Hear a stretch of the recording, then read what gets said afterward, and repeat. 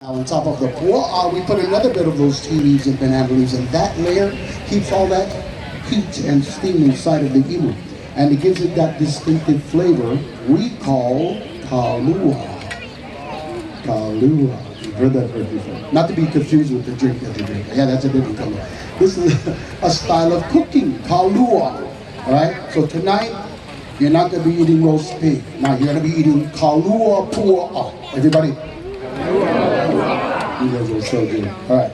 Now on top of the bit of tea leaves, we have a layer of what you see right there, some authentic tablecloths. Alright, so watch this. With authentic. Okay.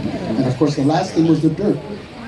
See how carefully they have to move those cloths aside? That's what takes all that dirt to the side.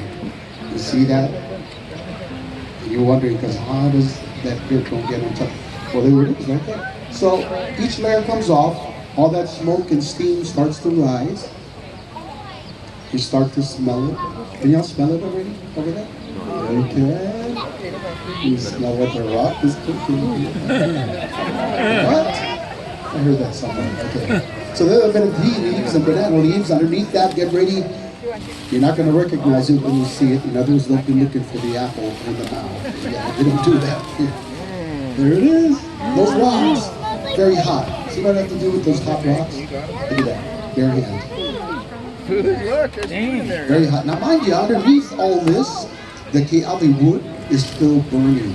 So those rocks are very hot. Look how it falls to pieces like that. Look at that. Yeah. So you're going to see how tender this is. Watch when they turn it over in that pan. Whenever you say ehuli, ehuli means to turn over or to turn around. And when they do this, watch how it will literally fall to pieces. Ehuli kila. Watch. Look at that. And now look at the children. Look at that. Yeah.